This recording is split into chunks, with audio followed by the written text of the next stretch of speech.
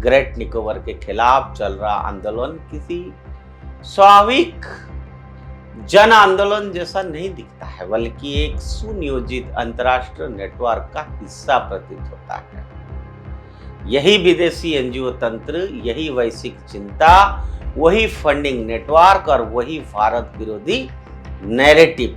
कल्पवृक्ष के प्रमुख सदस्य पंकज सेक्सरियात ने तो island on edge the great Nicobar crisis नामक पूरा पुस्तक ही इस परियोजना के खिलाफ लिख डाला। जर्मनी की राजनीतिक फाउंडेशन प्रणाली स्वयं में एक अनूठा ढांचा है, जहां राजनीतिक विचारधाराओं से जुड़े संगठन वैश्विक स्तर पर लोकतंत्र, सिविल सोसाइटी और नीति विमर्श के नाम पर सक्रिय रहते हैं। CIA के डिक्लासिफाइड डॉक्यूमेंट्स के अनुसार शीत युद्ध के दौरान पश्चिमी देशों ने सांस्कृतिक और वैचारिक प्रभाव बढ़ाने के लिए ऐसे नेटवर्क विकसित किए थे। यहीं पर राहुल गांधी का जर्मनी दौरा भी चर्चा में आता है। यह सामने आ चुका है मित्रों कि अपने जर्मन दौरान के दौरान राहुल गांधी ने ऐसे नेटवर्क और संस्थाओं से जुड़े लोगों से मुलाकात की।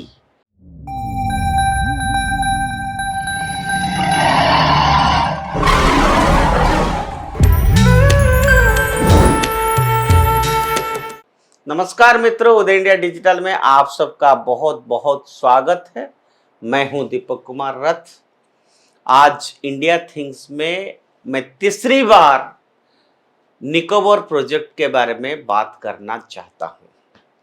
यूं तो अलग अलग इश्यूज जो हम लोग उदय इंडिया के थ्रू आपके सामने रखते हैं, मुझे आज खुशी है आपके साथ शेयर करने के लिए कि आप सबकी प्यार है कि आज उदय इंडिया का हर स्टोरीज शॉर्ट्स मिलियंस में जा रहा है और इससे हमको इंस्पिरेशन मिलता है कि कम से कम कुछ बातें जो हम अपने लिए नहीं, देश के लिए, देश की for the interest of the nation first हमारा हमेशा से विचार रहा है उदय इंडिया का।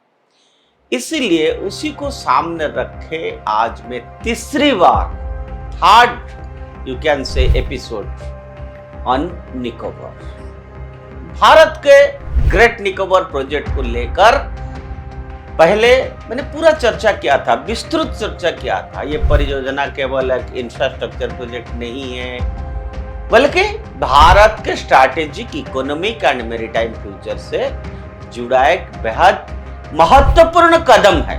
ये मैंने विस्तृत रूप से आपके सामने 2 बार रखा है। हिंद महासागर क्षेत्र में चीन की बढ़ती आक्रामकता के बीच ये परियोजना भारत की रणनीतिक स्थिति को मजबूत कर सकती है और यही कारण है कि इस प्रोजेक्ट का विरोध केवल पर्यावरणीय चिंता तक सीमित नहीं दिखता, बल्कि इसके पीछे कहीं अधिक गहरे और अंतर्राष्ट्रीय हितों की परछाइयां दिखाई देती है। जब मैंने पिछले 2 एपिसोड्स किया, मेरा अनेक मित्रों ने चिंता जताई, बोला कि आप हर चीज को राजनीतिक चश्मा से मत देखिए, इसमें पर्यावरण की नुकसान होगी।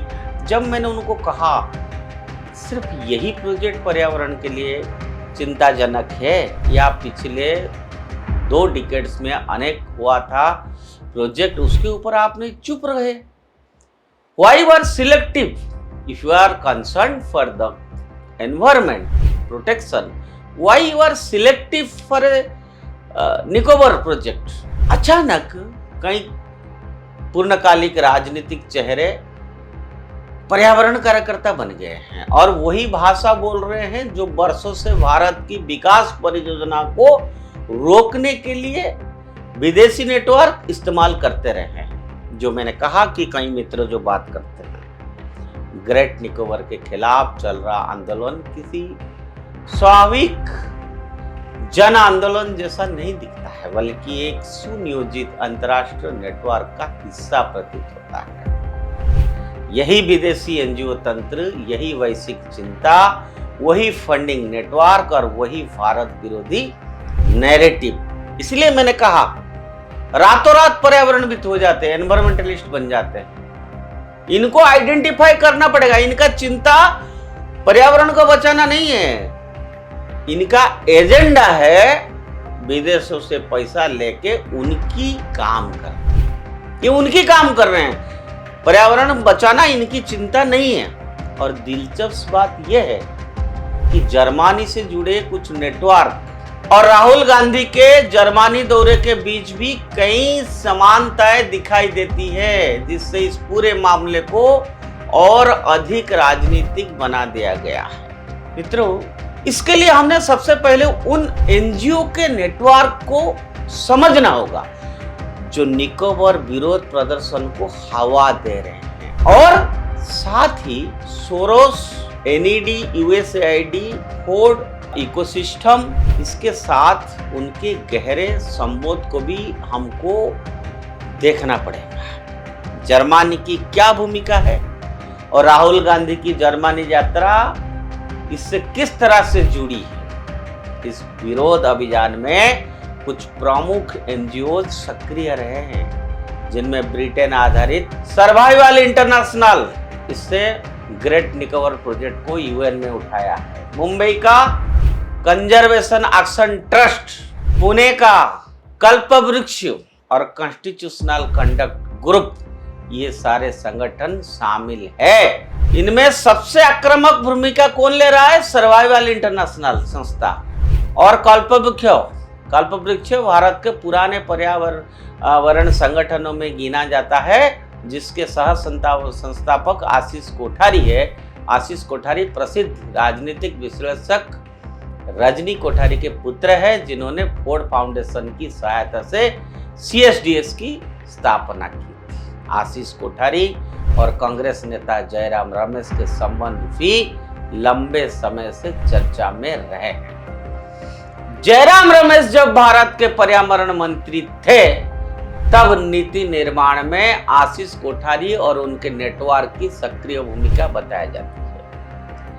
कल्पवृक्ष के प्रमुख सदस्य पंकज सेक्सरियात ने तो island on edge the great Nicobar crisis नामक पूरा पुस्तक ही इस परियोजना के खिलाफ लिख डाला। आशीष कोठारी पहले नर्मदा आंदोलन और लद्दाख विरोधी प्रदर्शन जैसे अभियानों से भी जुड़े रहे हैं, और इतना ही नहीं, इसका संबंध ग्रीन पीस जैसे संगठनों से भी रहा, जिन पर भारत में कोयला खनन और परमाणु परियोजना के खिलाफ लक्षित अभियान चलाने का आरोप भी लगा है।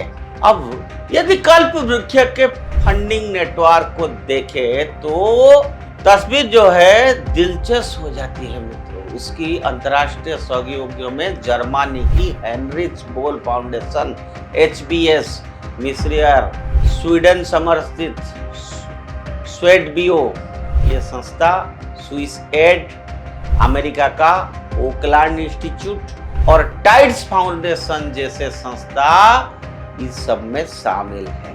आप ध्यान रखिए मित्रों, मैं ये सबका नाम बहुत जिम्मेदारी से बता रहा हूँ, इनका कैसा लिंक है वो मैं बता रहा हूँ आपको। और इनमें से कई संस्थाओं का संबंध वैश्विक प्रोग्रेसिव नेटवर्क, पश्चिमी नीति संस्थानों और अंतरराष्ट्रीय एक्टिविस्ट इकोसिस्टम से जोड़ा जाता है। और विशेष रूप से हेनरिच बोल फाउंडेशन पर ध्यान देना आवश्यक है। ये जर्मन की ग्रीन पार्टी से जुड़ा संगठन है, जिसे सरकारी समर्थन प्राप्त है। इसके नेटवर्क में Brookings institution, German Marshall fund, Carnegie endowment और नाटो से जुड़े थिंक टैंक जैसे संस्थाओं के साथ सहयोग की बात सामने आ रही है। मैं उन मित्रों को अभी बताना चाहता हूं जो पर्यावरण रातों रात पर्यावरणविद बन गए हैं, उनको भी ये बात पता है, लेकिन वो ऐसे बिहेव करते जैसे उनको कुछ पता नहीं है। हाँ, आम जनता को पता नहीं है। हम बताएंगे आम जनता को, हम बताएंगे, उदय इंडिया बताएगा आम जनता को कि आपकी काले कारनामा क्या है, आपके आंदोलन के पीछे कारण क्या है, हम बताएंगे। जर्मनी की राजनीतिक फाउंडेशन प्रणाली स्वयं में एक अनूठा ढांचा है, जहां राजनीतिक विचारधाराओं से जुड़े संगठन वैश्विक स्तर पर लोकतंत्र, सिविल सोसाइटी और नीति विमर्श के नाम पर सक्रिय रहते हैं। CIA के डिक्लासिफाइड डॉक्यूमेंट्स के अनुसार शीत युद्ध के दौरान पश्चिमी देशों ने सांस्कृतिक और वैचारिक प्रभाव बढ़ाने के लिए ऐसे नेटवर्क विकसित किए थे। बाद की वर्षों में एनईडी, यूएसएआईडी, फोर्ड फाउंडेशन और जॉर्ज सोरोस से जुड़े ग्लोबल एक्टिविस्ट फ्रेमवर्क्स ने इन्हीं नेटवर्क के साथ काम किया है। अब एक और दिलचस्प बात सुनिए, बहुत दिलचस्प है, और वो ये है कि एचबीएस का कार्यालय बीजिंग में भी सक्रिय है, जबकि चीन आमतौर पर विदेशी एनजीओज को इतनी आसानी से काम करने की अनुमति नहीं देता। 2017 के बाद चीन के कठोर एनजीओ कानून के अंतर्गत विदेशी संगठनों को चीन की सुरक्षा एजेंसियों के अधीन पंजीकरण कराना अनिवार्य हो गया। ऐसे में सवाल ये उठता है कि आखिर चीन कैसे इस एनजीओ को अपने यहां काम करने दे रहा है, ये सवाल है। इसके जवाब दो आप। जब तक कोई फायदा ना हो, कोई क्यों ऐसे को अपने यहां काम करने देगा भाई? यहां तो रिश्तेदार को एक दिन हो जाने के बाद दूसरा दिन सोचते चाय पिलाया और चले जाए रिश्तेदार। चाइना का तो पॉलिसी है कि बाहर की एनजीओ को प्रोत्साहन नहीं करना। ये क्यों हुआ? आप अंदाजा लगा सकते हैं मित्रों, मैं इतना सीरियसली क्यों बोल रहा हूं और इस मामले में किसका क्या फायदा हो रहा है, मैं उनको पर्दाफाश करना चाहता हूं। एक एक करके उनका नाम बताया मैंने। इनकी हिडन एजेंडा के बारे में आपको जानना चाहिए। आपको इस विषय को कम से कम सबको पता होना चाहिए। पॉलिसी मेकर्स को, सरकार को, पब्लिक जो संगठन जो है, इन सबको पता होना चाहिए। वन साइडेड स्टोरी चलता है मित्रों। जो आप खबरें सुनते हैं, जो खबरें वो देखते हैं, जरूरी नहीं है कि वो सब सच है, वो वन साइडेड होती है। यहीं पर राहुल गांधी का जर्मनी दौरा भी चर्चा में आता है। यह सामने आ चुका है मित्रों कि अपने जर्मन दौरान के दौरान राहुल गांधी ने ऐसे नेटवर्क और संस्थाओं से जुड़े लोगों से मुलाकात की। एक छोटा एग्जाम्पल मैं दे दूं आपके सामने। आप कहेंगे कि यूं बोलते रहते हैं, भाषण दे रहा हूं मैं। नहीं, राहुल गांधी जर्मनी में कर्नेलिया वॉल से मिले, जो जॉर्ज सोरोस द्वारा वित्त पोषित सीयूए के बोर्ड ऑफ ट्रस्टीज की सदस्य है। यह सवाल मौजूद है कि राहुल गांधी अक्सर संसद सत्र के दौरान विदेश जाकर ऐसे लोगों से मुलाकात और बातचीत क्यों करते हैं जो भारत के खिलाफ बोलते हैं। उससे राहुल गांधी क्यों मिलने जाते हैं संसद चलने के दौरान? क्या ये क्वेश्चन नहीं है? Is a leader of opposition. हम कहते हैं तो कहते हैं आप बोल रहे हो। और दूसरे ओर देखिए, खेल कहानी यही खत्म नहीं हो रहा है। दूसरे ओर कल्पवृक्ष जो संगठन है, कल्पवृक्ष जैसा संगठन जिनका संबंध जयराम रमेश और आशीष कोठारी से जोड़ा जाता है, वो लगातार ग्रेट निकोबार परियोजना के विरोध में सक्रिय रहे हैं। और मित्रों, इतना नहीं, कहानी यहां में नहीं खत्म हो रहा है। आशीष कोठारी ने राहुल गांधी की भारत जोड़ो यात्रा को भी समर्थन दिया था। जोड़िए, मैं आपको दे रहा हूं ना, पॉइंट्स दे रहा हूं ना। आप जब इस बिंदुओं को जोड़ेंगे आपको समझ आ जाएगा कि मैं क्या चिल्ला चिल्ला के बोल रहा हूं। हाँ, ये वही बिंदु है जहां राहुल गांधी विदेश फंडिंग एक्टिविस्ट और अंतरराष्ट्रीय नेटवर्क एक दूसरे से जुड़ाई दिखाई दे रहा है।